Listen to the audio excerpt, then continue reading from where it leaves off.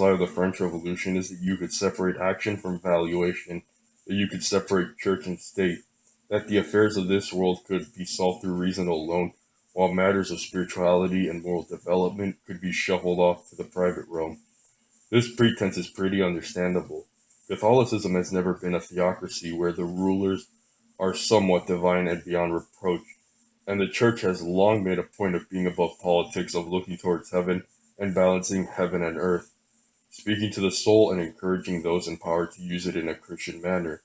The Church stayed out of daily politics of the kingdom, but nonetheless held on to them with her spiritual fortitude, and in abandoning the Church and trusting to the power for reason alone, Western civilization has lost its way, and we have been drifting. If I only describe all the practical benefits of the Church completely misses the point. The Church has no more reason for existing than truth, beauty, or goodness. The point isn't simply the practicality. These things will justify itself, but to the mind of a modernist or postmodernist steeped into materialism and utility, arguments for practicality can be a way of opening the door. If your goal is to revitalize and preserve the West healthily, there are so many benefits of what turning to Christ offers. If people truly wanted to preserve race, culture, nations, families, etc., they would need to turn to God and defend that more than anything. So, to see what this offers, let us look. The Church imbues moral character into its followers. Christianity, more so than any other religion, instills a sense of self-governorship into the Christian.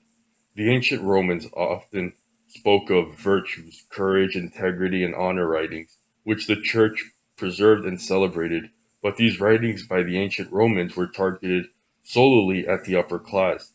Slaves and peasants were expected to be obedient. In China, Confucius always taught the importance of hierarchy, noblesse oblige, and charity, but he failed to request courage and integrity. In the case of medieval Japan, the samurais understood the importance of honor, familial, and societal, but they never drew a connection between public face and inner life. Christ taught every single one of these things and was able to assimilate these things all together, which is why only in Christianity do we see the imperative that the individual is responsible for their own salvation. It teaches that blind obedience isn't enough. Only in Christianity are all men called to live the life of a saint and strive for holiness, even though you might fail from time to time, but it is okay. God recognizes that you are an imperfect human. In our faith, we must even treat our neighbor like our brother. The value of personal responsibility is easy to miss, especially for the young. Young adults are given a great deal of freedom once they leave their parents' house, and sometimes even if they don't leave their parents' house. But it is a freedom reduced by subtle training programs by job sites. Young adults who work for a living are provided with various good lists. Just show up to work on time and get your paycheck, and much of the activities of youth is seeing how far you can bend the rules without breaking them. By the time you reach your 30s, however, if you still need to be threatened, you will make an utterly worthless employer, and at that point, you are no better than a slave.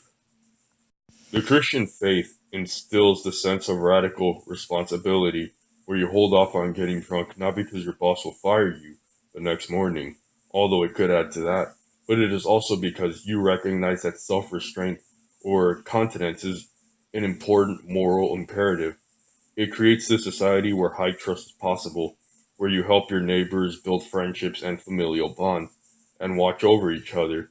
So high trust is possible, and a merchant doesn't cheat you or change unreasonable prices out of his own sense of duty to you as a brother, and will save time and energy for the marketplace.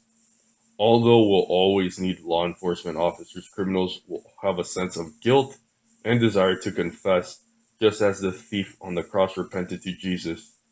A Christian society will have proper policing and a rule of law that protects and gives us all a right to defend ourselves legally or physically. By instilling these values into individuals, the church in which God is present in creates a more just, a more efficient, and more trusting society for all. The second reason is a lump of the first reason. By learning how to police yourself, you do not only become a more civilized and trustworthy person doing what is right, Even when you can get away with doing wrong, you become a better person overall.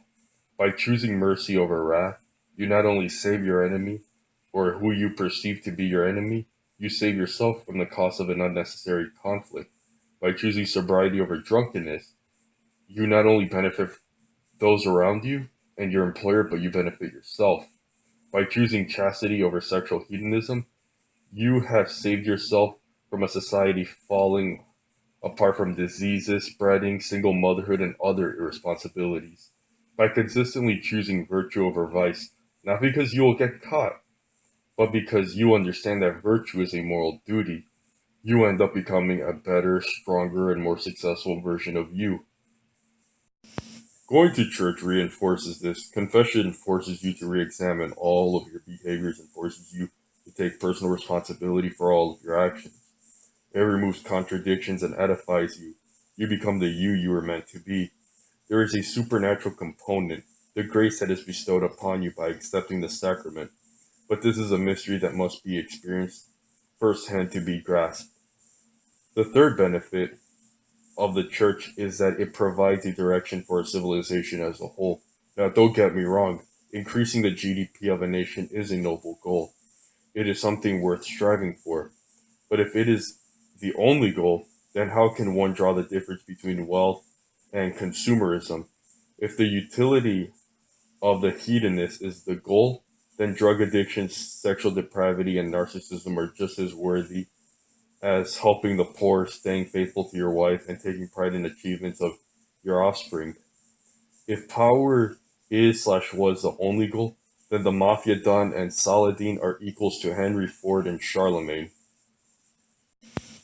The church provides guidance for our civilization. If the goal of our civilization is saving souls, then uplifting our people becomes an imperative.